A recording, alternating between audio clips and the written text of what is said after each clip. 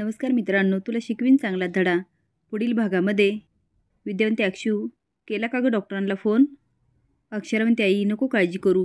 विद्या सारखी डोळा चोळत असते. अक्षरा विचारते, आई डोळ्यात काही गेलं का? ती म्हणते, अगं डोळ्यात नाही गेलं, पण सारखी पापणी फडफडते. मला खूप भीती वाटते. अक्षरा म्हणते, भीती का वाटते? ती म्हणते, अगं असं म्हणतात, डोळा फडफडला की अपशकुन असतं, काहीतरी विचित्र घडणार असतं म्हणून डोळा फडफडतो. मदन वाट बघत असतो. बाबा जातात आणि म्हणतात, मदन इथे का बोलवलं? मदन म्हणतो, काका अक्षराला सॉरी. ते म्हणतात, ते ठीक आहे, तुला अक्षरासमोर काही बोलायचं नव्हतं म्हणून मला इथे बोलवलं. तो म्हणतो, सॉरी.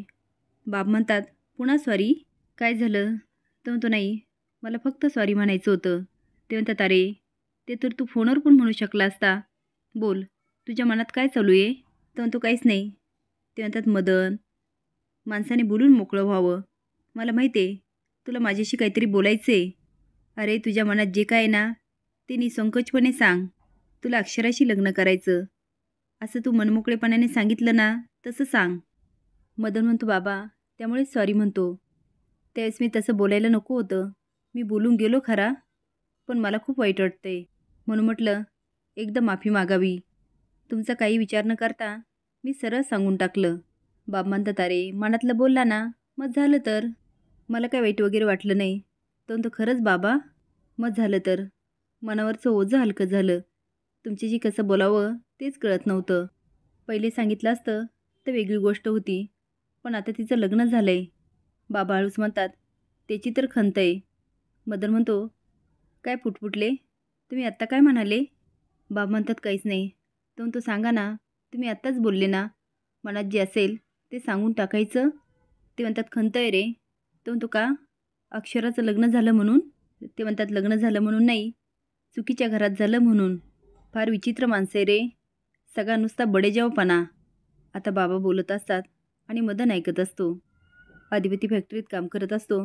तेवढ्यात ओंक्या येतो. तो म्हणतो, ओंक्या ह्यामध्ये तेल ओत जरा. काय लॅपटॉप आहे? तो म्हणतो, अरे तू काय इथे काम करत बसला? तो म्हणतो, काय करू मग? ओंक्या म्हणतो, जा आणि अक्षरा वहिनीला भेट. अधिपती हसत म्हणतो, भेटलो की काल. तो म्हणतो, अरे मग परत आज भेट. तो म्हणतो, हां भेटायचं तर आहे, काल काय आमचं नीट बोलणं झालं नाही. ओंक्या म्हणतो, जा आणि बोल त्यांच्याशी नीट. शुभ कामाला उशीर कशाला करायचा? तू जा आणि आजच्याच भांडण मिटव. तोपर्यंत मी सेलिब्रेशनचं बघतो. अधिपती म्हणतो, सेलिब्रेशन कुठलं? तो म्हणतो, अरे तुमचं भांडण मिटलं त्याचं. तो म्हणतो, अरे आमच्यात काय भांडण बिंडण नाही, जरासे गैरसमज झाले बस. ओंक्या म्हणतो, गैरसमज आहे ना, मग तेच क्लिअर कर. जा बरं आत्ताच्या आत्ता. अधिपती म्हणतो, अरे थांब जरा, घाई नको करायला, त्यासनी जरा वेळ देऊया. नंतर जातो मी त्यांच्या घरला आणि त्यांच्या आईबाबांची माफी मागतो. काय ते कणकाच पाडतो. तेवढ्यात एकजण येतो आणि म्हणतो, सरकार ते कॉन्ट्रॅक्टर आलेत. ओंक्या म्हणतो, ते तर संध्याकाळी येणार होते ना? अधिपती म्हणतो, ठीक आहे ठीक आहे, आले तर पाठवून दे, लगेच मीटिंग करून घेतो. मदन म्हणतो, काका काका काय झालं? बाब म्हणतात, त्या गोष्टी आठवल्या ना तर नकोशा होतात. तो म्हणतो, कुठल्या गोष्टी? ते म्हणते, जाऊ दे. तो म्हणतो, नाही काका, तुम्ही कुणाविषयी उगाचच एवढा राग नाही धरणार. बरं मला सांगा काका, अधिपती आणि अक्षराचं लग्न ठरलं कसं? नाही म्हणजे तिला एक उच्च शिक्षित मुलाशी लग्न करायचं होतं, मग कमी शिकलेल्या अधिपतीशी लग्न कसं? बाब म्हणतात, लग्न कशाचं, हा एक अपघात समजायचा. तो म्हणतो, कसं? बाब म्हणतात, अक्षराचं लग्न आधी कमल नावाच्या उच्च शिक्षित मुलाशीच ठरलं होतं, पण लग्नाच्या आधीच बजरंग नावाच्या गावगुंडाने तिचं अपहरण केलं आणि विनयकडून हे अधिपतींना कळालं. मदन म्हणतो, हा विनय कोण? ते म्हणतात, अक्षराचा विद्यार्थी आहे. त्यांनी बघितलं आणि अधिपतींना सांगितलं. मग अधिपती अक्षराला सोडवायला गेले आणि त्या गुंडांनी अधिपतीला पण तिच्यासोबत कोंडून ठेवलं. मग या दोघांनी मिळून शक्कल लढून तिथून पळ काढला. इकडे मुहूर्ताची वेळ येऊन ठेपली होती, पण अक्षराच आली नाही. त्यात कोणीतरी कमलचे कान भरले की पूर्ण रात्र अक्षरा एका अनोळखी मुलासोबत होती आणि त्या कमलनी मूर्खपणा केला आणि अक्षरावर अविश्वास दाखवला आणि मग हे लग्न मोडलं. मदन म्हणतो, ते लग्न मोडलं, पण अधिपतीबरोबर कसं झालं? ते म्हणतात, अरे अधिपतींना अक्षरा आधीपासूनच आवडत होती. ते घडलं, तिच्याशी कुणी लग्न करणार नाही म्हणून अधिपती तयार झाले. मदन म्हणतो, अक्षरा पण तयार झाली.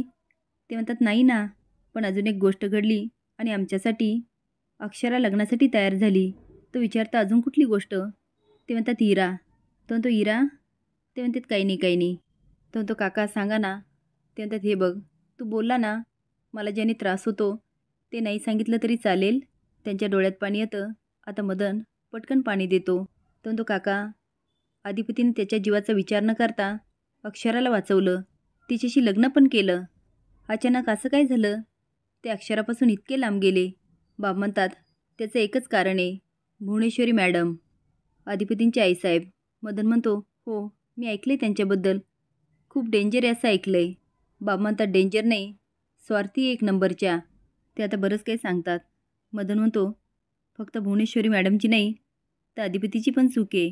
जो चुकतो ना त्याला चूक दाखवणं आणि जो बरोबर आहे ना त्याच्या पाठीशी उभं राहणं, हे जर आपल्याला जमलं ना तर खरा संसार होतो. आपली आईच बरोबर आहे, आपली बायकोच बरोबर आहे, हे बोलून नाही चालत. दोन्ही बाजू बॅलन्स करणं जमलं पाहिजे. बाब म्हणतात हे अगदी बरोबर बोललास तू, पण या अधिपतीला कधी जमलंच नाही. मदन म्हणतो पण अक्षरा त्यांच्यावर जीवापाड प्रेम करते, त्यामुळे त्या व्यक्तीच्या चुका आपल्याला चुका वाटतच नाही. आता मदन बाबांना खूप काही भडकवतो आणि म्हणतो याला फक्त अधिपती आणि अधिपतीच जबाबदार आहे. आजी जाते. 4 वाजता म्हणते तुम्ही बोलवलं? तर हो, सापशिडी खेळूया. ती म्हणती काय? तर हो, आनंद कसा सेलिब्रेशन करायचा असा करूया. दुर्गी म्हणते ताई, त्या मास्तरडीची कधी वाट लागते ना असं झालं आहे मला. भुवनेश्वरी पैशाचा बंडल दाखवत म्हणते त्याचाच बंदोबस्त लावायचा आहे. अक्षर म्हणते आई असं काहीच नाही, तू उगाचच विचार करतेस. विद्या म्हणते अक्षू, ते मलाही कळतं गं, पण राहून राहून खूप भीती वाटते. तू सगळं बोलते पण ते घडेल की नाही याची भीती वाटते. तू चिडू नको का अक्षरा?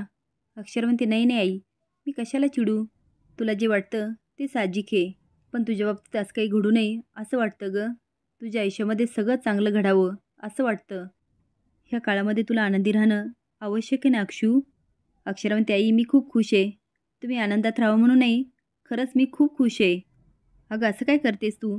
अधिपती भेटले आई, इतक्या दिवसांनी भेटले मला, आणि मला खात्री आहे आम्ही पुन्हा एकदा भेटू आणि काय ते बोलून टाकूया आणि मला ते घरी घेऊन जातील. आमचं भांडण मिटेल, सगळं सगळं चांगलं होणार आहे. आता देवाकडे एकच प्रार्थना करते, पुन्हा एकदा अधिपती भेटू दे मला आणि लवकरात लवकर त्यांनी मला घरी घेऊन जाऊ दे. तेवढ्यात बाबा दारातून हे सगळं ऐकत असतात.